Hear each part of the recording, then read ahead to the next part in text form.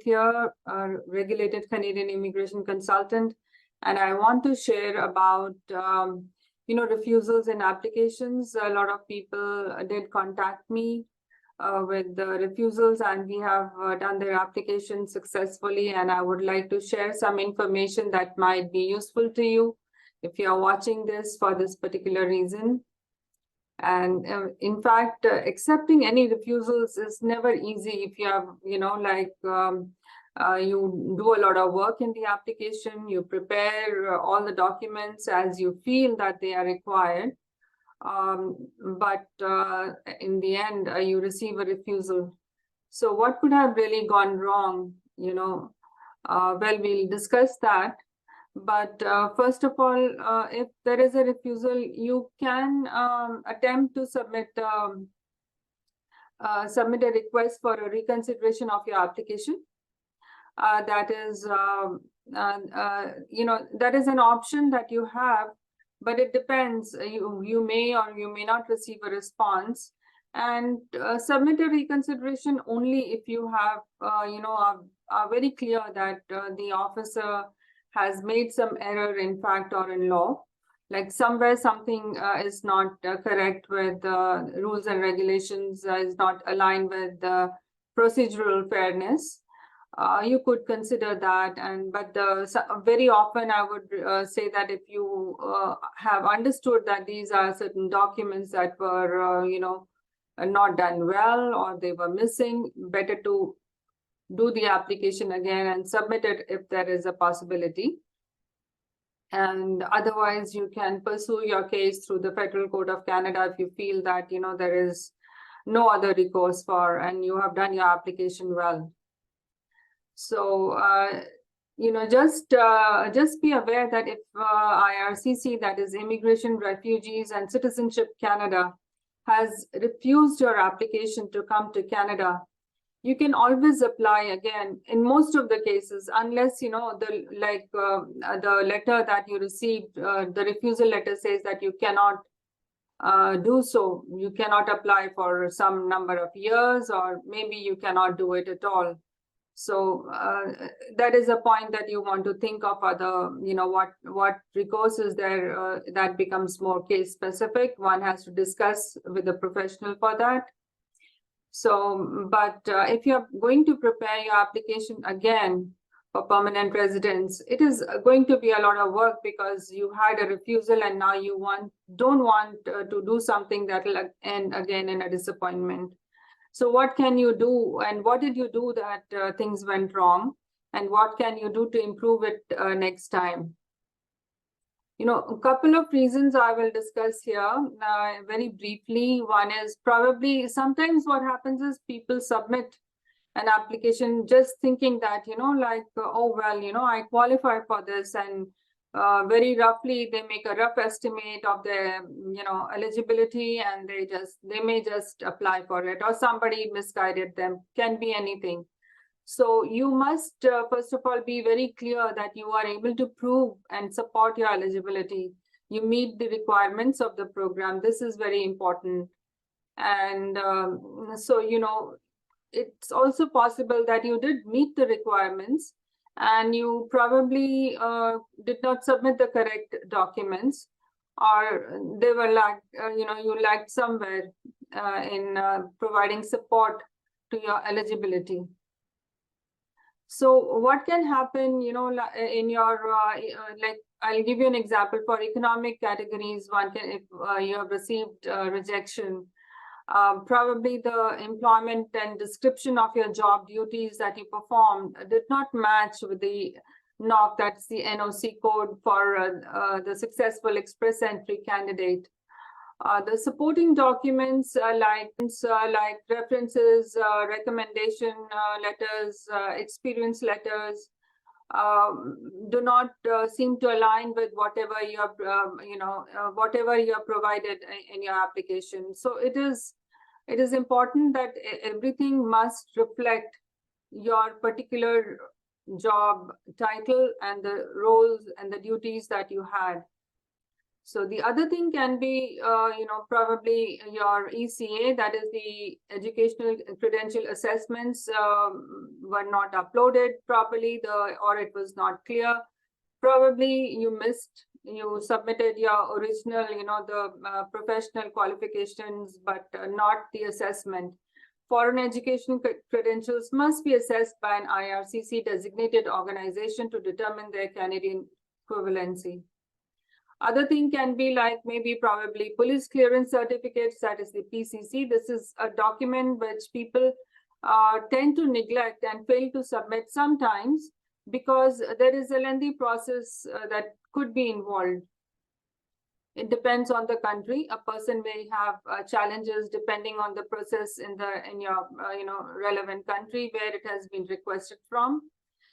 But you have to remember that PCC is a mandatory document, and you must provide it with your application. And if there is a problem, then you can add an explanation that this is the problem. Maybe it is going to take time. This is the time that you will get it. You could do that. You can make an attempt. You can send an explanation letter along with your application, upload it with that.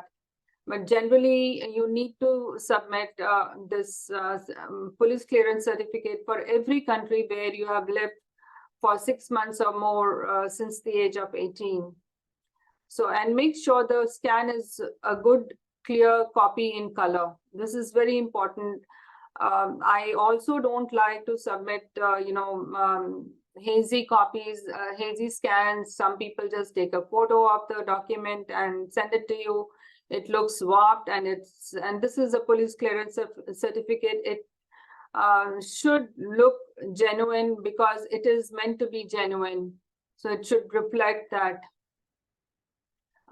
Then your language test results, for economic categories, people who are submitting the application for permanent residence in Canada, they must provide language test results as per eligibility requirements for that particular program. So the scores, eligibility, and validity must be met in accordance with the relevant program. Remember that, and then because language test results could be anything like, IELTS or the French TEF or CELPIP. Also, in some cases, Paragon Testing Center has got some different type of language tests. So the other is proof of settlement funds. If you have, the program will tell you that you are required to show so much of money for to support yourself and your family in Canada.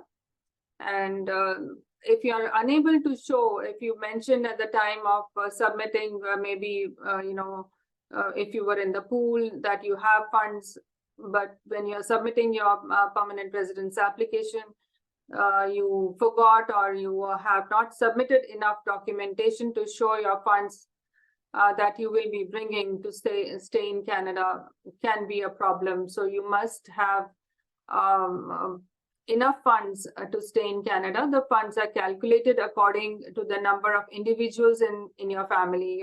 There is a way they calculate it, and this will include your spouse or your common law partner and dependent children, even if they are Canadian citizens or permanent residents. And also, if they are not coming with you to Canada, they still are a part of your family and they will be in the calculation. So the amount is calculated based on all the total number of people in your family. And another qualifying factor is health. You must be in good health. The applicant, along with their family members, accompanying or non-accompanying, must complete a medical examination by an IRCC panel physician. An application could be refused if the health condition will be a burden on Canadian health system.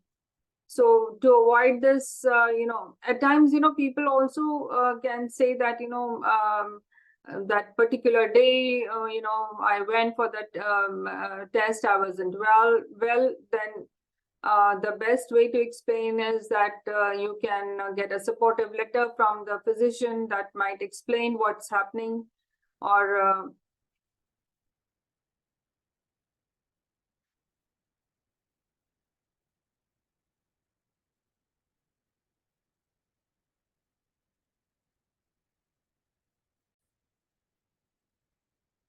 so health is an important qualifying factor. The applicant, along with their family members who are accompanying or maybe not accompanying either, everyone must complete a medical examination. And this examination is conducted by an IRCC panel physician. They are, in every country, they will have a panel physician. Different cities, major cities will have one. And if there is a problem with the health condition, maybe a supportive letter, detailed letter from the physician could be added eventually. The other thing, same on like, not exactly like health, but then that also is a cause of inadmissibility. It could be criminality. Canada is particular about the background of individuals wanting to, settle down or move to Canada. And Canada wants to ensure the safety of its residents and citizens. So your application could be refused if you or your family member has any past criminal offenses or charges. If there are any, they need to be explained and the officer will make a determination. Or you can talk to a professional to understand how this can be overcome. Rehabilitation may offer some respite, but again, like I said, you will need to discuss with the professional and understand how you can overcome such a situation.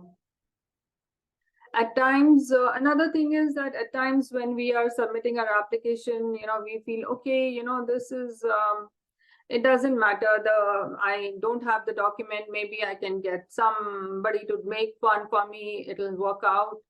And or maybe some information could be accidentally that, sometimes it could be a typing error too. But so you have to be very careful when you're filling up your forms. You should put in as accurate information as possible. Check it again before you upload it or submit it. So it is a crime to lie or provide false information or documents to IRCC. This means the information or documents are untrue, misleading, or fraudulent, and could cause an error in applying immigration law to your case. This is what misrepresentation is all about. So, and this misrepresentation can make you inadmissible, even if you did not personally make a misrepresentation, means somebody else did the documentation for you. And you were probably not even aware, but then he represented you. So whatever actions he has taken, you are equally responsible. You are actually fully responsible for that because you signed a document that he represents you. So it is essential, it is very important that you read carefully before responding to a question in the immigration application forms. And if you do not understand anything, it is important to also, do not hesitate to clarify from somebody. And maybe look into your documents if there is a problem with sometimes very old documents or certain documents. You're taking a scan of of an old photocopy also that can look, and you do not have the original. Then you need to support it with some evidence that it is same as the original document. You want to be very clear about it because certain documents which have been lost or torn or they are very old, there are no records available, could be misunderstood. And then you will have to provide enough documentation to support that this is an original document. This is as much as the original document.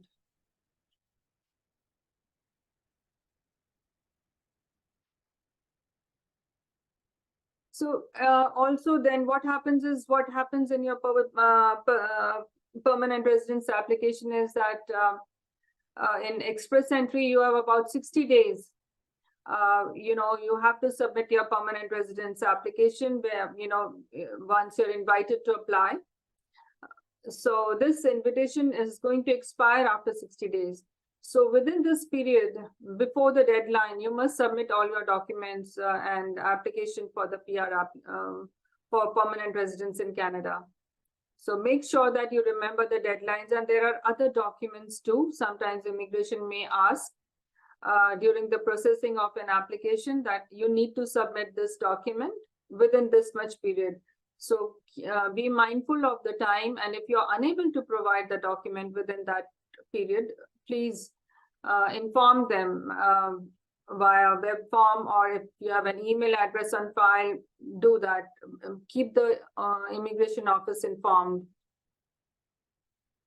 And what happens in, if you're married, sometimes what happens is, there are common law relationships, or there could be certain things to with adoption papers. So proof of genuine relationship is very important. This relationship is with the family members who are listed in the application. So, and any document that will prove your relationship with that person is important. The standard documents are basically marriage certificates, birth certificates, adoption papers, and some countries also have family booklets that will list out all the members of the family. And if you need to, inform about a divorce, then the divorce certificate and death certificate for the deceased family member. These are country specific, certain unique documents are very country specific that list out the family members. And sometimes some countries also may have, family members, immediate family members, like names of the parents and the spouse listed on the passport as well. So you could possibly use that as an evidence too. But if an officer is not satisfied with the genuineness of the relationship, the sponsorship application or relevant application that you're relying on, that relies on the proof of relationship, could fail. And there are other in sponsorship application, we normally have photographs also of the family. If it is a wedding, or there are other documents also that I use. Can be if you have stayed together on in a particular area, a particular address, proof of that. Bills. There are so many other things there that can prove a genuine relationship. Think about it, and depends. Proof. The nature of proof will also depend on what application are you submitting. What could work for that? Because a spousal sponsorship application or certain other spousal-based application may need more extensive proof to explain that this is a genuine relationship. Whatever is the nature of the relationship, you have to prove it. And if you need any help, I hope this brief video was helpful to you. If you're not sure how to proceed after a refusal, do reach out for professional assistance to me. I am very happy to help you out. And you can email me at info@justpathways.ca. It will be below the video as well. Thank you. Hope to see you again in the next video.